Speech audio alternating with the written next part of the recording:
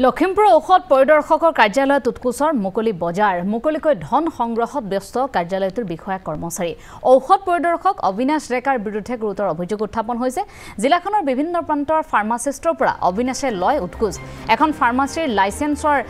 ৰিনুৱেলৰ নামত লয় 30 পৰা 50,000 টকা কাৰ্যালয়টোৰ কেৰাণী ভুৱন দাসৰ সহযোগত মিলিছে উৎকোচৰ এই বজাৰ ঔষধ পৰিদৰ্শক আৰু কৰ্মচাৰীৰ ধন দাবীত অতিষ্ঠ হৈ পৰিছে ফাৰ্মাচিষ্টসকল ইতিমধ্যে স্বাস্থ্য বিভাগৰ কাষ চাপিছে ফাৰ্মাচিষ্টসকল দুৰ্নীতি নিবাৰক শাখাৰো কাষ চাপিছে কেইবাগৰাকীও ফাৰ্মাচিষ্ট কিন্তু দুৰ্নীতি নিবাৰক শাখাই জালত পেলাব নোৱাৰিলে বিষয়া কৰ্মচাৰীক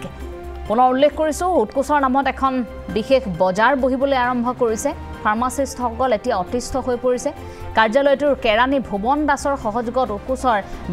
বজাৰ মিলিছে অবিনাশ নামৰ বিষয়া গৰাকী অবিনাশৰ বিৰুদ্ধে অভিযোগ উত্থাপন হৈছে লখিমপুৰ ঔষধ পৰিদৰ্শকৰ কাৰ্যালয়ত উৎকোচৰ মুকলি বজাৰ বহিছে ধন সংগ্ৰহত এক প্ৰকাৰ ব্যস্ত হৈ পৰিছে কাৰ্যালয়টোৰ বিষয়া কৰ্মচাৰী ঔষধ পৰিদৰ্শক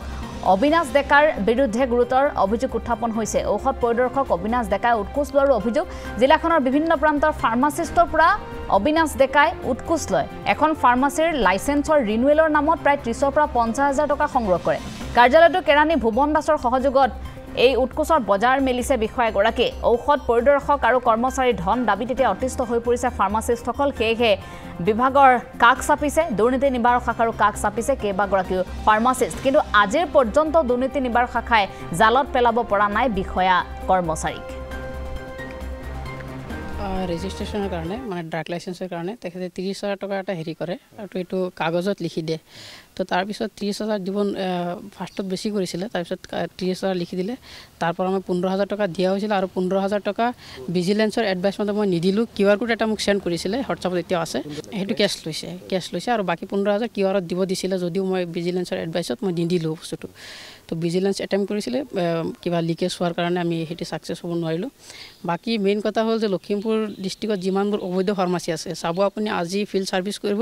আহি কিনে কালি মাতিব সিহঁতক মাতি কিনে কি অংক কৰে নাজানো আমি এবাৰ ফিল্ড ছাৰ্ভিচ কৰাৰ পিছত যদি ফাৰ্মাচীটো ইলিগেল আছিলে সেই ফাৰ্মাচীটো পিছদিনৰ পৰা কেনেকৈ ৰান হ'ল সেইটো আটাইতকৈ ডাঙৰ প্ৰশ্ন আৰু যদি আৰু সিল কৰে কেতিয়াবা সিল মানে জাষ্ট শ্বাট ডাউন কৰা দোকান এটা নিশ্চয় ইলিগেল গতিকে ইলিগেল ফাৰ্মাচীখন আপুনি নেক্সট দিনা গৈ চাব আকৌ ৰান হৈ আছে আৰু মোৰ ক্ষেত্ৰত পইচা 15,000 ল'লে তেখেতে আৰু বাকী 15,000 যোনটো ভিজিলেন্সৰ তাত কমপ্লেইন কৰা আছে কমপ্লেইনটো আপোনাক দেখালে যোৱা মাহৰ 5 জুন তাৰিখে আমাৰ লখিমপুৰৰ ডিষ্ট্ৰিক্ট জেনেৰেল ছেক্ৰেটাৰী আক্ৰামুল হক তেওঁ ইয়াত ড্ৰাগ লাইসেন্স বনাবৰ কাৰণে আহিছিলে আহোঁতে তেওঁৰ পৰা 30,000 টকা ডিমাণ্ড কৰে ঔষধ পৰিদৰ্শক অবিনাশ ডেকা ছাৰে আৰু সেই মৰ্মে তেওঁ 15,000 টকা আদায়ো দিছে কেছ মানে ইনষ্টেণ্ট সেইদিনাখনেই দিবলৈ কৈছিলে গোটেইখিনি তেওঁ কিন্তু পইচা নাছিল ঈদৰ 2 দিন আগৰ ঘটনা গতিকে তেওঁ 15,000 টকা দিলে আৰু 15,000 টকা বাকী থাকিল আৰু ইন দি মিনটাইম মোক যোগাযোগ কৰে লগে লগে মই ভিজিলেন্স এণ্ড এণ্টি কৰাপশ্যনটো মই কণ্টেক্ট কৰোঁ গুৱাহাটী মই এই ইউনিয়নৰ চেয়াৰমেন আসাম ৰেজিষ্টাৰ্ড ফাৰ্মাচিষ্ট ইউনিয়নৰ চেয়াৰমেন মই ডাক্তৰ কে হাছান মৰাম মই গুৱাহাটীত যোগাযোগ কৰোঁ সেই মৰ্মে প্ৰথম 13 জুন তাৰিখে এটা টীম আহে 13 জনী এটা টীম আহে আহি পেলাই সেইদিনাখনো কাৰ্যালয়টো বন্ধ থাকে তেওঁলোক কাকো লগ নাপালে নাই এনেকৈ থাকে তো সেইদিনা ৰিটাৰ্ণ গুচি গ'ল আকৌ 18 তাৰিখে ছেকেণ্ড টাইম এটেম্প কৰিলে কৰোঁতেও আহি পেলাই এনেকৈ অফিচত বাহিৰত তলা মাৰা আৰু আপোনাৰ মানুহ নাই আমি সন্ধিয়া 6টালৈকে ৰখিলোঁ তেওঁলোক লগ নাপালোঁ এতিয়া কথা হ'ল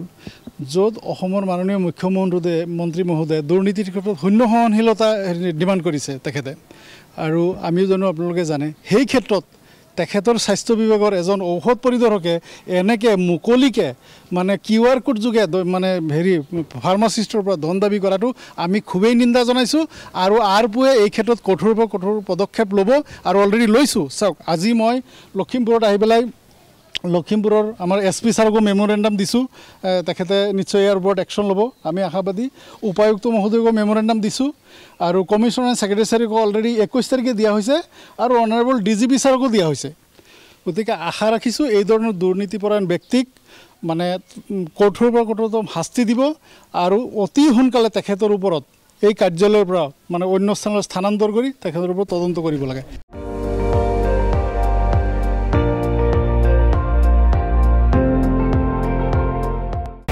আপুনি চাই আছে ND24 সৰ্বশ্ৰেষ্ঠ নহয় সৰ্বোত্তমৰ দৌৰ